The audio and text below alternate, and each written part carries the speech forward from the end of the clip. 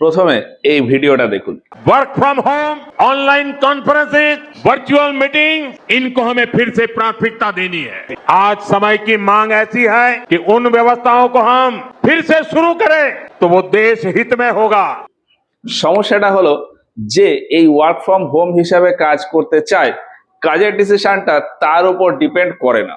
কোনো একজন ব্যক্তি ওয়ার্ক ফ্রম হোম করতে পারবে কিনা সে যে বসের আন্ডারে কাজ করে সেই বস ডিসাইড করে। এক কথায় যে কোনো কোম্পানির উঁচু স্তরে যে সমস্ত কর্তৃপক্ষের ব্যক্তিরা বসে আছে তাদের উপর ডিপেন্ড করে যে আদৌ ওয়ার্ক ফ্রম হোমের মাধ্যমে কাজ করানো যাবে কিনা। এখন উপরের ওই কর্তৃপক্ষদের বেশিরভাগ সময় বক্তব্য থাকে যে কোনো একজন মানুষ সে যদি বাড়িতে থেকে তার কাজ করে তাহলে তার প্রোডাক্টিভিটি কমে যায়, অর্থাৎ সে যে পরিমাণে কাজ করতে পারে ততটা কাজ করে না, ফলে কোম্পানির লস হয়ে যাবে, আর এই জন্য ওয়ার্ক ফ্রম হোম দেওয়া যাবে না। এখানে অনেকে বলতে পারে যে টিচিং প্রফেশনটা তো পুরোটাই অনলাইনে করে দেওয়া যায়, ছাত্রছাত্রীদের স্কুল কলেজে যেতে হবে না, স্কুলের টিচার স্যার ম্যাডামরা অনলাইনে তাদেরকে সবকিছু পড়িয়ে দেবে। এখন স্কুল কলেজের টিচাররা অনলাইনে কেমন কি পড়ায়, কেমন পড়াশোনা হয় সেটা আমার থেকে যারা স্টুডেন্টরা আছে তারাই ভালো বলতে পারবে, ফলে সেই বিষয়ে আমি আর যাচ্ছি না। এখন কথার হিসাবে ওয়ার্ক ফ্রম হোম শব্দটা শুনতে খুব ভালো মনে হলেও ভারতের সাপেক্ষে এটা কতটা কার্যকর হবে বা বাস্তবে এর কতটা রূপায়ণ হতে পারে সেটা কিন্তু একটা ডাউটের। তারপর এটা শুনুন। तो कम से कम 1 साल के लिए हमें विदेशों में जाने की बातों को टालना चाहिए। এখানে প্রবলেমটা হলো ভারতের যে জনসংখ্যা তার ম্যাক্সিমামটাই হলো middle class, lower middle class আর লোয়ার ক্লাসের মানুষজন। এখন এর ভেতর লোয়ার মিডিল ক্লাস আর লোয়ার ক্লাসের মানুষজন তো ঘোরার জন্য বিদেশে যাওয়ার কথা কখনো চিন্তা ভাবনাই করতে পারে না। কিছু কিছু মানুষজন আছে যারা বিদেশ ঘুরতে যাওয়ার চিন্তা ভাবনা করে, তবে বেশিরভাগ যারা বিদেশ ঘুরতে যাওয়ার চিন্তা ভাবনা করে সেটা হলো মিডিল ক্লাস, আর তারাও নিজের থেকে কখনো এই রকম স্বপ্ন দেখে না, তাদের নিজেদের চিন্তা ভাবনায় এই রকমটা আসে না। এই সব ব্যাপারে তারা সব থেকে বেশি ইনফ্লুয়েন্সড হয় বড় বড় সেলিব্রিটিদেরকে দেখে, বড় বড় ব্লগারদেরকে দেখে। আমার যতদূর মনে হয় ভারতীয়দের এইরকম বাইরে যাওয়ার কোনো ট্র্যাডিশন ছিলই না, কিন্তু ইদানিং বিভিন্ন বড় বড় সেলিব্রিটি বা বড় বড় যে সমস্ত কন্টেন্ট ক্রিয়েটাররা আছে তারা ইনকামের জন্য বিভিন্ন জিনিসের প্রমোশনের জন্য বাইরে বাইরে যায়। এতে তাদের খুব ভালো ইনকাম তো হয়ে যায়, তবে ইনডাইরেক্টলি তারা দেশের একটা বড় অংশের মানুষের মনে এমন একটা চিন্তা ভাবনা ঢুকিয়ে দেয় যে ওই সমস্ত মানুষজন মনে করে যে আমরাও যদি বিদেশে ঘুরতে না যাই তাহলে আমাদের ইমেজ নষ্ট হয়ে যাবে, আমাদের জীবন বৃথা হয়ে যাবে।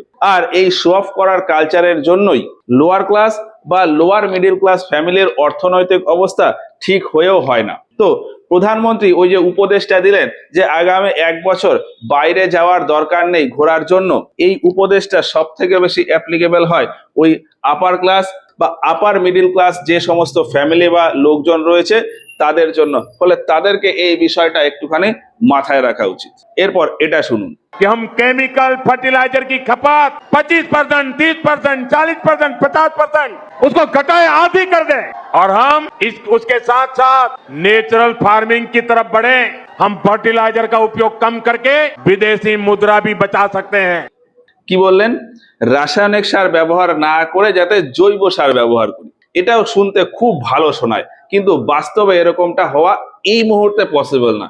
কারণ ভারতের কৃষিতে এই রাসায়নিক সার ব্যবহার করতে করতে দেশের মাটি এমন হয়ে গেছে যে এখন যদি চাষ করার জন্য ওই মাটিতে জৈব সার দেওয়া হয় তাহলে যতটা পরিমাণ আগে ফসল হতো এখন সেই পরিমাণে ফসলই হবে না। এখন ফসলের উৎপাদন যদি না হয় সেক্ষেত্রে ভারতে ফসল বা শস্যের যে চাহিদা সেই চাহিদা বা ডিমান্ড পূরণ করার জন্য পর্যাপ্ত পরিমাণ যোগান বা সাপ্লাই দেওয়া কিন্তু হয়ে উঠবে না। এখন ডিমান্ডের থেকে সাপ্লাই যদি কম হয়ে যায়, অর্থাৎ যে চাহিদা তার থেকে যোগানের পরিমাণ যদি কম হয়ে যায়, সেক্ষেত্রে কিন্তু জিনিসপত্রের মানে ফসলের শস্যের দাম বাড়বে।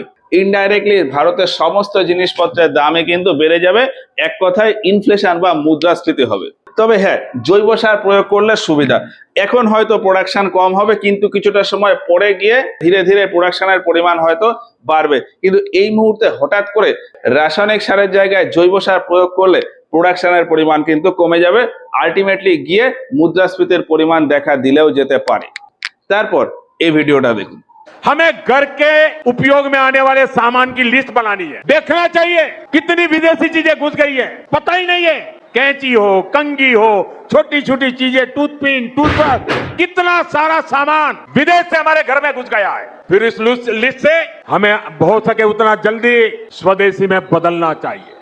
কি বলছে, আমাদের ঘরে বিদেশি জিনিসপত্র টুকটাক করে প্রচুর জিনিসপত্র ভরে গেছে, আমাদের উচিত সেই সমস্ত কিছুকে বাদ দিয়ে দেশীয় পণ্যে শিফট হয়ে যাওয়া। খুব ভালো, কিন্তু বেশিরভাগ সময় দেখা যায় যে আমাদের ঘরে যে সমস্ত জিনিসপত্র আছে, বিশেষ করে যে সমস্ত প্রোডাক্ট বিদেশি প্রোডাক্ট, সেই সমস্ত প্রোডাক্টই যদি আমি ভারতীয় প্রোডাক্ট বা ভারতীয় পণ্য নিতে চাই, সেক্ষেত্রে দাম অনেক বেশি পড়ে যায়। এখন যাদের অনেক টাকা পয়সা আছে তাদের কাছে এই দামটা কোনো ব্যাপারই না, কিন্তু আমাদের মতন ছোটখাটো মানুষজনের ক্ষেত্রে ওই কোনো একটা জিনিসে 5 টাকা 10 টাকা কম হলো মানে এটা আমাদের কাছে অনেক। আর আরেকটা বিষয় হলো যে আমাদের মতন লোকজন, আমরা তো আর বিদেশি জিনিসপত্র বিদেশে গিয়ে কিনতে যাই না, আমাদের আশেপাশের বিভিন্ন মার্কেট থেকে কিনি।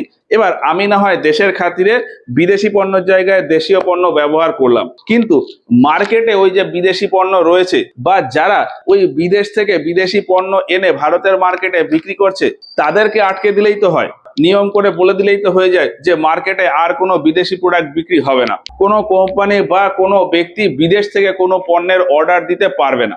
আর এরকম করলে না থাকবে বাঁশ, না বাজবে বাঁশি, হয়েই গেল সিম্পল। প্রবলেমও নেই, প্রবলেম নিয়ে মাথা ব্যথাও নেই।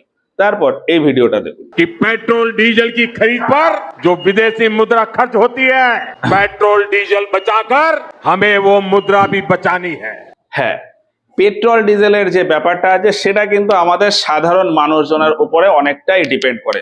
আমরা যদি পেট্রোল ডিজেলের কনজাম্পশন কমিয়ে দিই, সেক্ষেত্রে ইনডাইরেক্টলি ওই উপরে যে সমস্ত কোম্পানি রয়েছে তারাও কিন্তু বিদেশ থেকে খনিজ তেলের ইম্পোর্ট কমিয়ে দেবে। আর খনিজ তেলের ইম্পোর্ট কমে গেলে এই তেলের জন্য ভারত থেকে যতটা বিদেশি মুদ্রা যায় সেই পরিমাণটাও কিন্তু কমে যাবে, ফলে ইকোনমিক্যালি এটা একটুখানি ভালো।